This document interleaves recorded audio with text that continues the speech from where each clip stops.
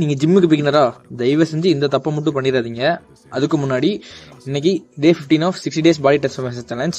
இன்னைக்கு என்னோட just and ட்ரைசெப்க்கு வல்லமா ஒர்க் அவுட் முடிச்சுட்டு வந்தாச்சு.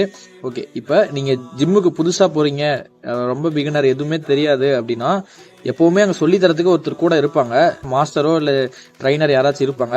வில்லேஜ் சைட்ல எனக்கு தெரிஞ்சு ஒரு 2-3 ஜிம் நான் பாத்திருக்கேன். அவங்க ட்ரைனர்னு தனியா யாரும் அலாட் பண்ணிருக்க மாட்டாங்க. மாஸ்டர், அதாவது ஜிம் ஓனர் மட்டுமே இருப்பாரு. அவரு இருக்கிறப்போ சொல்லி தருவாரு, இல்லாதப்போ அந்த மாதிரி டைம்ல நீங்களா உங்களுக்கு தெரிஞ்ச ஃபார்ம்ல போடுறத மட்டும் தயவு செஞ்சு பண்ணிடாதீங்க.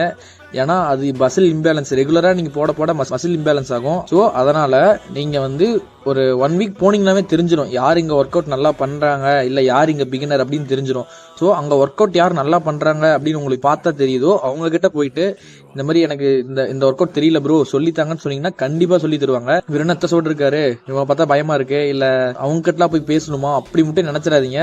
எப்பயுமே அவங்க பார்க்க வேணா பெருசா இருக்கலாம், ஆனா உள்ள குழந்தை மனசா இருக்கும் அவங்களுக்கு. ஸோ அவங்க கிட்ட போய் ஒரு டைம் பேசிட்டீங்கன்னா நீங்க அடுத்த டைம் அவங்க கிட்ட நீங்க எதுவுமே கேட்க தேவையில்ல, அவங்களா உங்களுக்கு சொல்லி தருவாங்க. ஸோ முடிஞ்ச அளவுக்கு எல்லாத்தையும் நீங்க கேட்டு கரெக்டான ஃபார்ம்ல போட ட்ரை பண்ணுங்க. நெக்ஸ்ட் வீடியோல பார்க்கலாம். ஓகே, பாய்.